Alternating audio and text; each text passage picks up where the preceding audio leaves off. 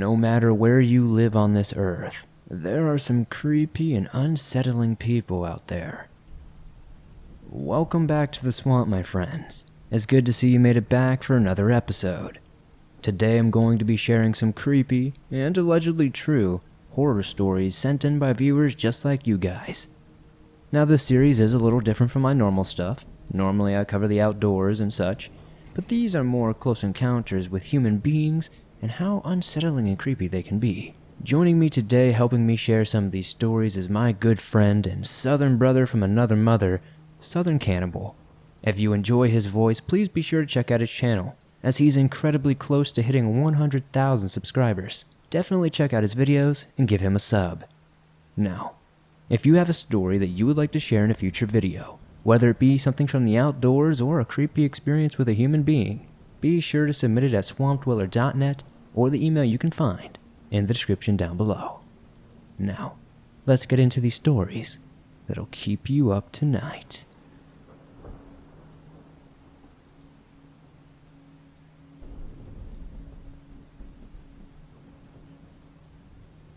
Now, this is not the longest of stories, but one thing is for sure, I will never forget how freaked out I was. So this happened a few years ago now, when I was about 15 years old. I had met one of my best friends to go out and partake in burning a certain green herb as we usually would. Now, we had just picked up a bag and proceeded to go down this path into a small, wooded area we used to hang out in. Now this wooded path was next to a small cage where you could play football, basketball, and other stuff. The woodland section was also known as a dog walking area, so it was not unusual for people to be around. This was all part of a public park, by the way. As we entered the beginning of the wooded area, me and my friend noticed that there seemed to be an old woman walking a small black dog. The woman had a bright red coat on, and the dog ran around her feet in circles as it followed her. Although me and my friend were eager to roll up, we did not want to alarm this old lady or inconvenience her in any kind of way. So, as we started slowly walking forwards, we followed slowly, not wanting to startle her or frighten her. The path in the woodland starts to turn slightly before you come to a bench, which we were going to be sitting on, so this lady could walk slowly with her pup and get away from us. But as we turned the corner, both the lady and the dog seemed to, I kid you not, evaporate into thin air. It's like the foliage had eaten them. One second they were there, the next they became the leaves in the light of the dimming sun peeking through the gaps between the branches and leaves. Both me and my friend were stunned. We stood in complete shock for a second, before continuing to the bench. We barely said a thing about it, because we just could not believe what we saw. It gives me chills just thinking about it. We are both logical human beings. We like to think and really try to make this rational, you know? And it totally threw us out of it. We have barely spoken about it because of how strange and unbelievable the whole thing was. But one thing we know for sure is we both saw the same thing. And after that, we never went to that spot again.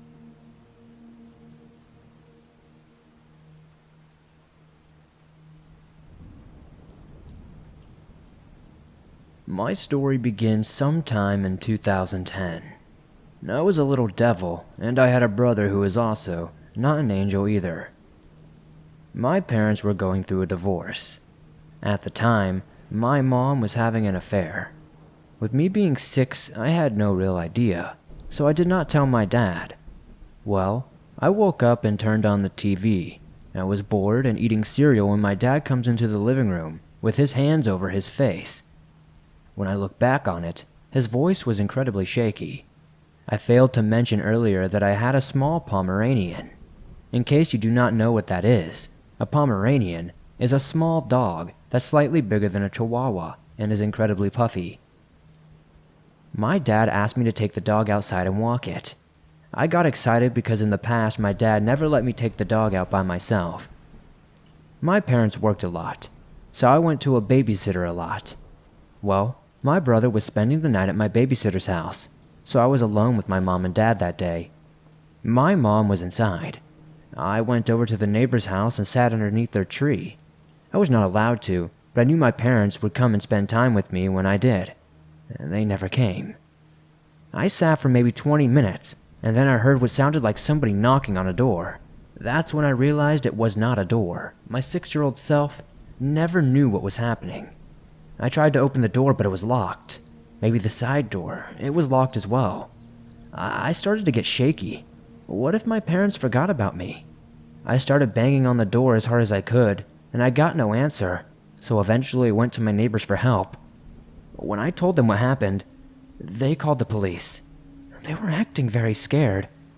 They sent me to their guest bedroom and would not let me out for quite some time. The room was completely empty. A policeman came and took my statement. I said I heard 2 door knocks and then nothing. And eventually I was knocking on the door and wall for a while, but I couldn't get in. He shook his head, and the police officer came and took me to McDonald's. I remember this police officer being exceptionally beautiful. Well, after that, I was taken to my babysitter's house. After maybe a year, my grandma tried to adopt me, but she died shortly after losing the case from heart problems. I do not remember much about the family that adopted me. But after about a year, I tried to get out of there because they were very abusive and would treat me bad while giving their biological daughter whatever the hell she wanted. I do not live with them anymore, thank God. What happened to my parents was my dad shot my mom and then committed suicide. I'm not trying to be like woe is me, but I just had to share this story and get it off my chest. Thanks for listening and sharing it on the show if you do. I know it's pretty dark, but I think it makes a good story.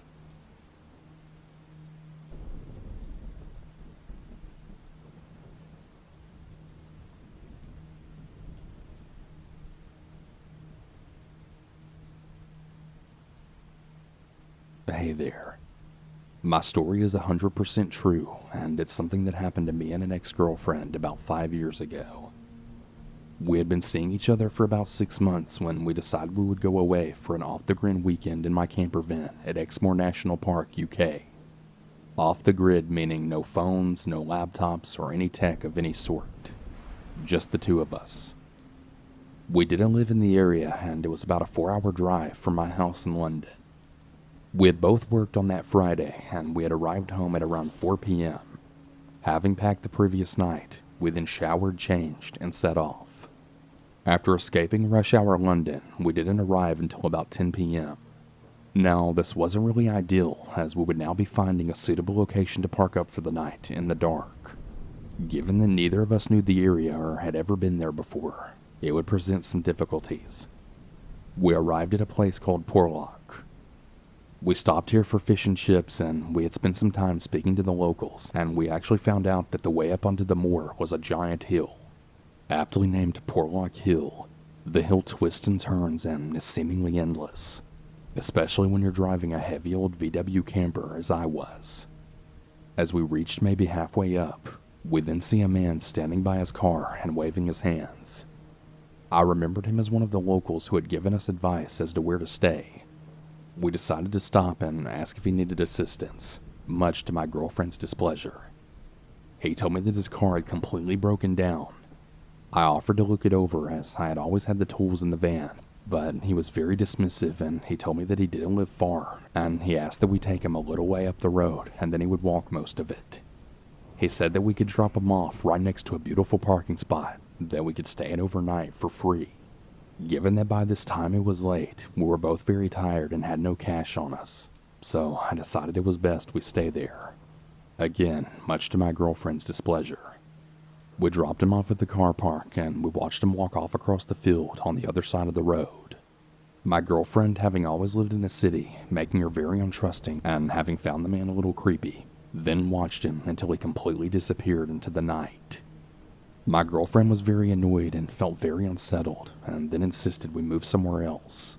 Somewhere where nobody knew where we were. It caused a bit of a disagreement, and eventually I managed to convince her to stay there for the night, and that we would then move first thing in the morning. After some time had passed, we had set up the bed and settled down for the night. The bed I had made myself folded down from behind the front seats and looked towards the rear of the van. We pulled the curtains around the front, then got into bed. The rear of the van didn't have any curtains, The windows were very slightly tinted, but I had never gotten around to hanging permanent curtains.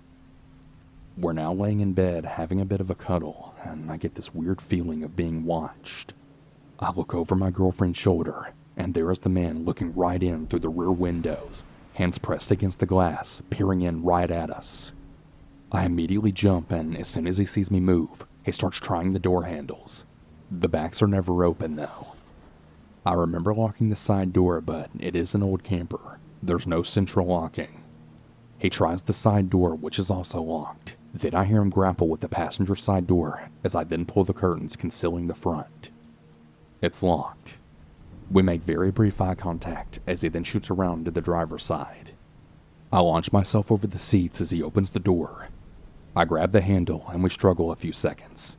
He's getting the better of me, and he managed to get the door completely open. Right behind my seat is a tire iron. I begin to reach back with my legs facing him, trying to stop him from entering the van. I manage to grab the tire iron, then spring forward. He sees that I now have a weapon, and he starts to run. I make it about 15 steps behind him before it occurs to me that my girlfriend is still in the van. I turn back and go back to the van. I get back in the van. My girlfriend, who's an exceptionally strong, brave, and incredible woman, is tucked up in a ball, completely traumatized, crying hysterically, and absolutely begging me to leave. I immediately start the van and begin to drive out of the car park. I turn to go left back towards the nearest town, Porlock. The road is a small, windy road, and it can barely even fit 2 cars on it. As I go to pull out, a car in the direction I am heading for stops bang in the middle of the road, full beams on, blocking the entire road. My girlfriend screams at me to go the other way. As I said before, my van's really old and it's a little slow. As soon as we turn on the road, the car shoots up right behind us. It's so close that we're almost touching bumpers. He follows us for the next hour and a half through all of the wind lanes, no houses, and no other vehicles. We have no phone and no way of contacting the outside world. Eventually we reach a small town and the car turns away from us. We continue to drive for probably another hour before then finding a 24-hour garage. We go inside and we call the police. The police search the entire area where the attack happened, take our statements, and escort us to a hotel. The guy was never found. The other locals we spoke to said they didn't know who he was and that he wasn't from Porlock. Some weeks later, we were contacted by the police regarding another incident in that same car park. However, this time the man had found a young family. Fortunately, on this occasion, all of the doors were locked and they actually had a dog with them, which alerted them to his presence. They phoned the police and the man ran away. He was eventually apprehended a month later when an undercover police car was placed there. It turns out that the man had been released from a psychiatric prison 3 days before we had met him, disappeared from his halfway house, and had been sleeping in his car on the reserve. My girlfriend and I had broken up at this point due to all the stress from the situation, and this is the first time I've told anyone apart from my immediate family about that night. It truly was horrifying.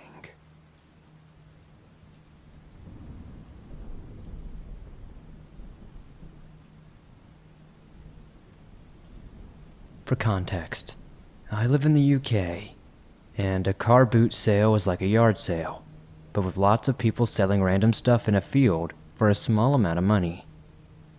This event occurred when I was about 4 years old. My mom and grandmother had taken me to a car boot sale where they were selling lots of old junk. They were at the stalls selling what they had brought with them, and I was walking around the field, being a normal young child. My mom did not mind because she was still able to see me. We had been there for about an hour and a half. My mom and grandmother were getting ready to leave, while I wandered around the field waiting for them. About 5 minutes later, my mom looked back in my direction to see what I was doing, and if anyone was near me. She did not notice anything at first, but then out of the corner of her eye, she saw a flash. So she looked over. Standing about 15 meters away from me was a man about 6 foot tall, wearing a baseball hat with a camera, taking pictures of me.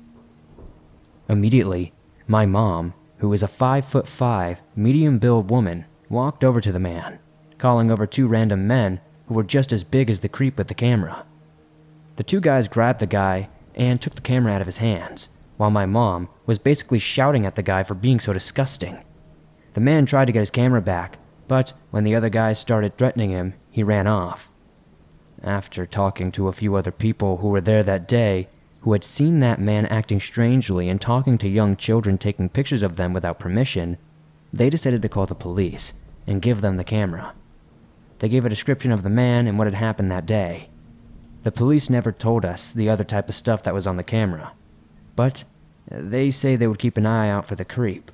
It was apparently enough creepy pictures that it warranted a whole investigation. I just don't know whatever came of it.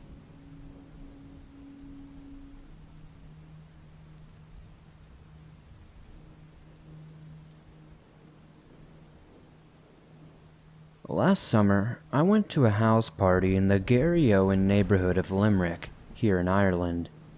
We were right in the middle of lockdown restrictions, and I know it was stupid and selfish of me to go, but I was just so in need of a stress release. I am a social creature, and I need to spend time around people. Like, I was going to be mad being stuck all on my own. I do regret going, but breaking COVID restrictions are not the reason I wish I had not gone. Because I saw one of the worst, most horrifying things I have ever seen in my life at that party, and it is something I do not think I'll ever get out of my head. So the party is going swimmingly for a few hours, and I am occupied being the little social butterfly that I am. But then, I walk into the kitchen to get another drink, and this big argument is unfolding between this couple that seemed to be based around allegations of infidelity. It was super intense and awkward being there, so I just quietly grabbed my bottle of wine from the fridge and then head back to where I was trying to talk with my friends and get away from that drama. I did not really think much of it at the time. House parties can be weird like that after all. One room people are passed out, another one has people dancing around, while some rooms host little arguments between couples that usually do not turn into something hideous. Only, this one did. The guy in the argument storms out of the party, and then for a few hours everything is good vibes again.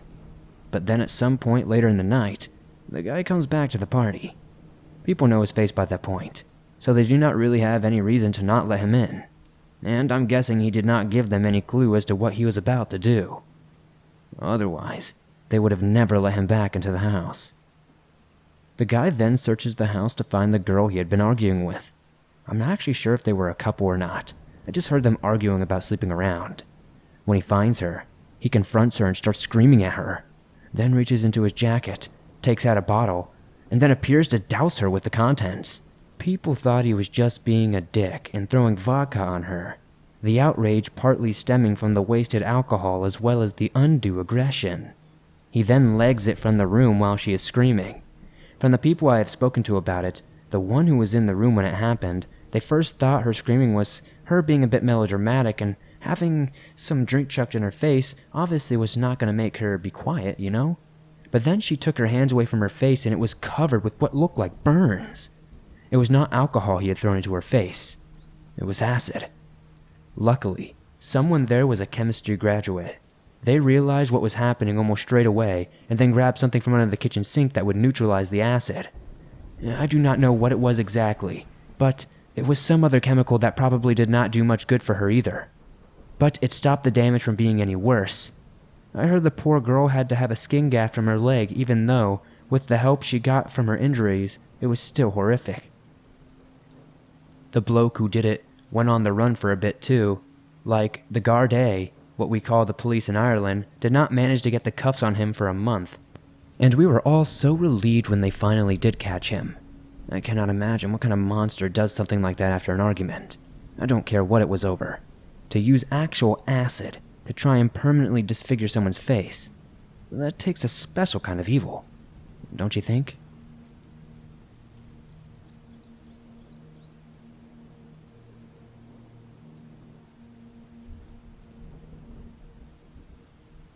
My Uncle Andrew has this story from back when he was a commercial airline pilot. He wasn't piloting the plane this happened to, but he heard the story from a friend of his who used to fly private jets around West Africa. Apparently, the gig paid well enough, but because the safety regulations and some of the more turbulent politics around the region, the flying could get pretty hairy from time to time. A bunch of crazy stuff happened to him while he was over there, but the thing that made him quit makes for quite the yarn. So apparently, his friend is co-piloting the private jet of some African ambassador, but the plane is basically falling apart. All the dials are faulty, the landing gear was on the fritz. Basically, you were taking your life in your hands whenever you piloted this aircraft. But since they were coming to the end of their contract, they did not want to quit early and not get paid their bonus.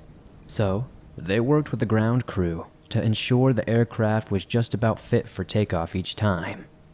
Point being, my uncle's friend is seriously stressed out, and the actual pilot had taken to drinking most nights just to keep his nerves together. The straw that broke the camel's back, though, was this one-night flight into Nigeria.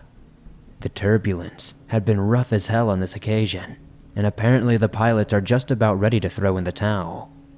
The flight is almost over, and they're about to breathe a sigh of relief as they begin their descent into whatever airport they're flying into. The way my uncle tells it, his friend is focusing on the runway, but the entire city is behind it. This massive metropolis of glittering lights, then suddenly, all the lights just disappear, like the city itself was just swallowed up by the earth. My uncle's friend and the pilot of the private jet just about crap their pants. With their faulty equipment and complete lack of experience landing in this particular city, they're maybe only seconds away from smashing that plane onto the runway, or maybe even a building if they tried to pull away too late. Then, to make matters even worse, the pilot just seemed to shut down. He was on this full-on mental breakdown and just freezes up in his seat. My uncle's buddy had to take control of the aircraft and basically just guess where the runway was. He said it was the most stressful and terrifying flight of his life.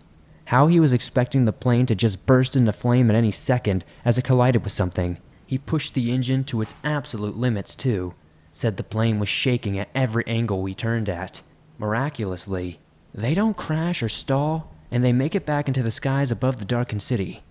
My uncle's buddy starts bawling out, the pilot for freezing up like he did, but the guy was catatonic until they landed and didn't say a thing in response. After that, they went into a holding pattern until the power came back on, and they could get in touch with the air traffic control and get permission to land. I hate flying as it is, but imagining that kind of a scenario is like a pucker factor of 10. Word was the pilot was so freaked out that he refused to take the return flight, bought a business class ticket back to the US, and was never seen or heard from again. My uncle's friend had to wait until his client would hire a new pilot before he could get out of Lagos or Nairobi, or whatever it was. Somehow, he managed to finish his contract without that plane falling apart on him or any more cities going dark, and he made it out of Africa with a buttload of bonus cash. But after that, he was much more selective of who his clients were, and I think now he just flies domestic and makes a steady salary that way. It's a crazy story though. All the times that you would want power not to go out, landing a plane is definitely up there.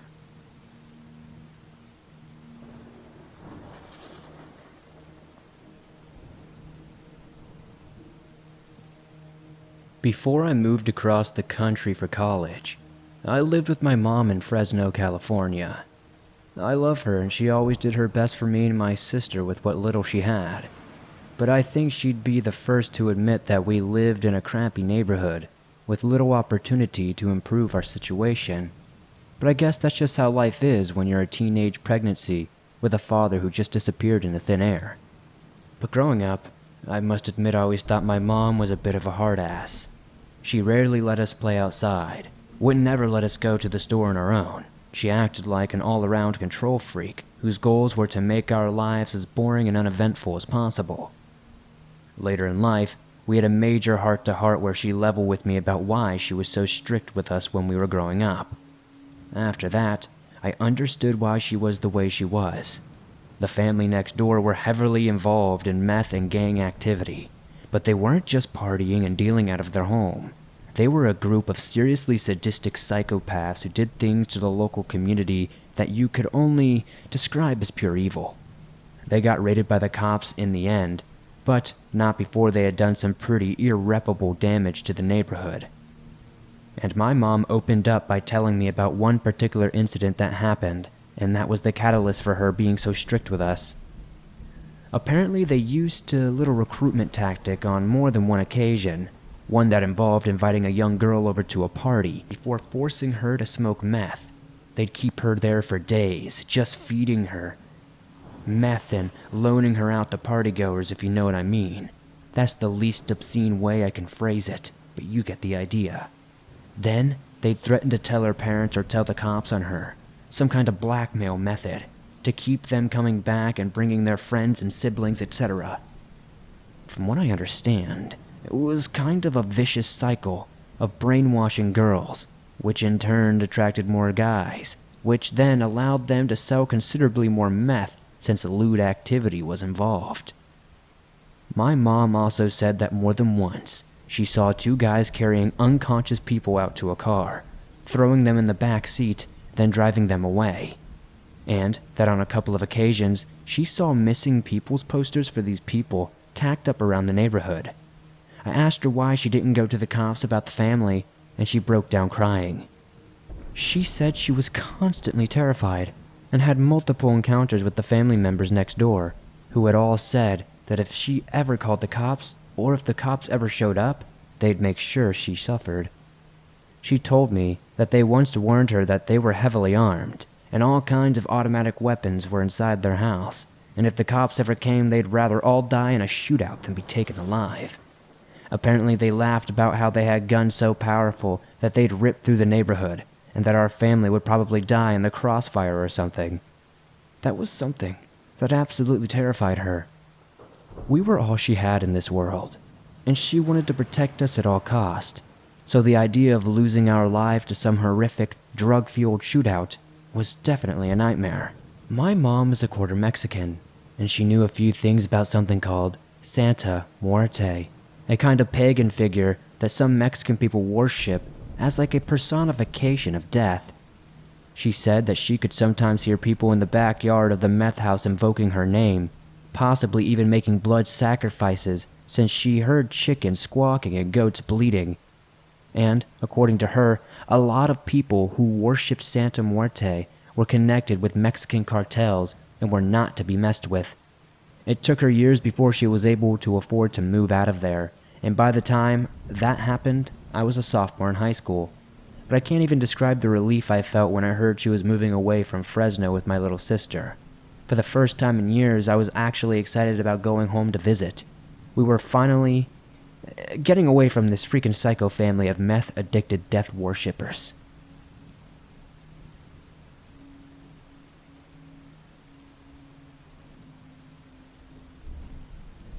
Thanks for listening to these creepy and allegedly true horror stories that'll freak you out, sent in by viewers just like you. As always, if you have a story that you would like to share in a future episode, be sure to submit your story at swampdweller.net or the email you can find in the description down below. I'd love to share your story with everyone here in the swamp. It's stories like yours that help keep this show going on a daily basis. If you enjoyed these stories, please be sure to hit that like button, as it helps me out a ton. The more likes this video gets, the more YouTube promotes it in the algorithm. If you're listening on iTunes or another podcast platform, please give this a 5-star rating, as that helps me out a ton. If you're new to the swamp, why not join us and help us expand our ever-growing waters? Hit that subscribe button and turn on notifications to never miss a new video, as I upload them almost every single day, and all things natural and supernatural. I'd love to know in the comments down below, what story was your favorite one tonight? I'd probably say that last one was my favorite. There's just something about drug-addicted, occultist, or whatever they're doing. I'm not too familiar with Santa Muerte, but it sounds very culty to me, and sounds like a lot of black magic I wouldn't want to mess with. I couldn't imagine having those as neighbors. Definitely let me know what your favorite story was, though. If you'd like to support the channel outside of hitting that like button and subscribing, maybe check out the merch store. I have t-shirts, face masks, hoodies, and much more. If you guys aren't aware, you can download your favorite Swamp Dweller scary stories from iTunes, Spotify, Stitcher Radio, and just about everywhere else you find your favorite podcast online. It's absolutely free and always will be. Thank you guys once again for supporting the swamp the way you do. If you enjoyed my good friend Southern Cannibal's voice, please be sure to check out his channel. I have it linked in the description down below. He's a super talented reader and is very close to 100,000 subscribers. Please help him reach that. I think he deserves it. And I'll see you guys soon with another creepy video.